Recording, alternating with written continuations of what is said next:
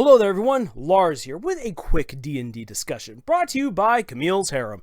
Not just a podcast for novice writers by novice writers, but also a YouTube channel by novice writers for novice writers. Because writing is an adventure, it's more fun with friends.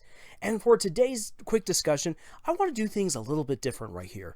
You see, here's the thing I want to do. I've been talking about how Dungeons & Dragons can help you become a better writer.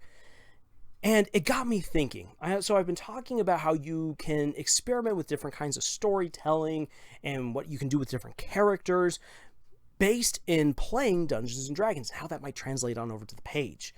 However, I think what I want to do right here now is give you guys a little bit more creative freedom. Maybe even help inspire you to do something right here. So instead of me dictating or explaining or teaching, instead, I'm going to actually pitch some ideas to you guys that I would love to hear that someone out there does, or already has done if they've already done it, and then comment about it. Because I think sometimes sharing ideas for stories is a little bit more meaningful than actually discussing them.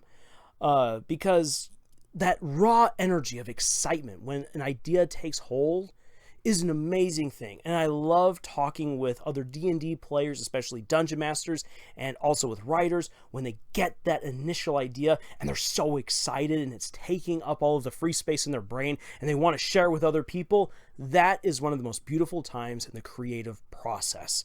And so I kind of want to see if I can ignite some of that right here by giving you a few different suggestions for stories that you can either try writing or playing in Dungeons & Dragons. Especially if you're like, that idea sounds interesting, but I don't know how it might play out. Play it out in Dungeons & Dragons, because once again, Dungeons & Dragons is a moment of collective storytelling where everyone is contributing and you're able to see how a story might grow from different input that all of the people bring to the table. So once again, one of the beauties of playing Dungeons & Dragons. So here is my first idea. My first idea that you are totally free to take is this. There is a plague that is all over the land. Yes, this is somewhat inspired by current events, but let's take it, though, in an interesting fantasy direction. This plague is transmuted through magic, specifically when people cast spells. And so the story basically is someone has created this plague and has unleashed it upon the land. And magic users can still use their magic, but the problem is this, is that using their magic runs the risk of activating this plague and spreading it to other people. And then it can be like full-on bubonic black plague, absolutely disgusting if you want to be that way, maybe more Red Death, or maybe people just collapse from the magic being sapped from their person, or the energy being sapped from their bodies. Who knows? However you want to have the plague operate is up to you, but the plague is communicated from one person to the next through the use of spells. So that means that the party has to get very creative with how they deal with different problems in order to resolve this plague, and it means then that each spell becomes a risk. And so the spellcasters then have to be very careful with what they do. And I think right there, that means then that you can have a party really think things through rather than just smash and grab their way through different sorts of obstacles and trials that you as the dungeon master create. This means that the party really has to strategize. They have to take inventory. They have to care for any of the magic users that they have within their group, and you can get creative with saying what kind of magic might activate it. Is it just the magic that like wizards would use? Could clerics possibly be immune? It's up to you to decide what you would do with that. And I think that there's a lot of wiggle room right there for you to create a fantastic setting and story for your party to get involved in. My second story idea is for those of you who know that you're about to play with a bunch of edgelords and murder hobos. In a previous video, I talked about how you can actually use murder hobos and their actions to make a better story. I personally believe that there is redemption for murder hobos and edgelords, that they're not all bad and that you can do fantastic things with them. And here is yet an example, an idea that I freely give to you to try on out. That you have it maybe at the beginning of the quest or maybe a little bit later in the campaign when you finally realize where everyone falls, that they have to cross at one point through a portal or maybe pass by some sort of set of magic mirrors, whatever it is, that captures part of their soul. And they might not realize that that's what has just happened right there. But then what happens is that this portal or these mirrors create a version of themselves that is the exact opposite. So if they are a murder hobo, they then meet a very gallant, charismatic, merciful, and yet dangerous individual that could be them. Or if they are a lawful good cleric or paladin, that then they meet the deranged version of themselves. And so essentially then the party would have to confront an opposite of themselves, this reverse doppelganger party. And here's the key, that only the person whose soul that is can fight that doppelganger.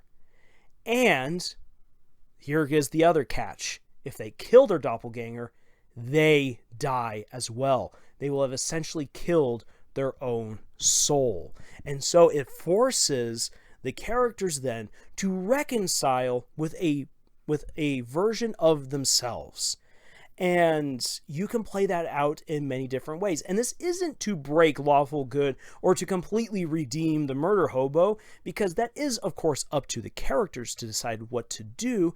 But what it can mean is it can mean a moment to tease out more of what these characters are capable of and force them to confront a very uncomfortable situation for their own characters, and help them then to evolve and to grow based on the decisions that they make. And if they just try to take the easy way out, they then pay the ultimate penalty, the ultimate price for trying to skip out on a lesson that life is trying to teach them. So that would be really neat to see. My final suggestion is this. This one might seem a little bit more generic compared to the other two that I've given, or maybe it might seem a little bit harder to incorporate into a campaign, but it's one that I would definitely try if I were you.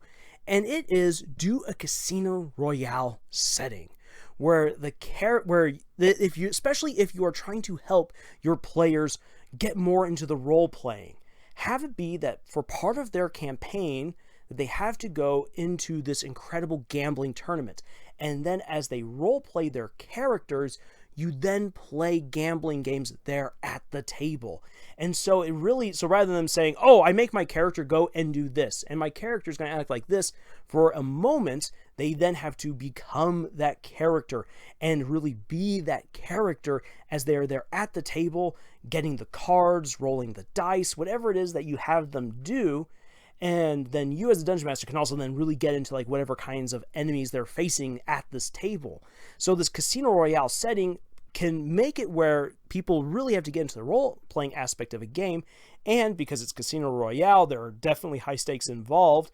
This isn't one where they can just be like, I just roll the dice and see what happens. I mean, they could do that, but it could easily lose them all of their money or make them lose their lives or lose a limb. And so the party really has to work together in order to survive this gambling den of murderers.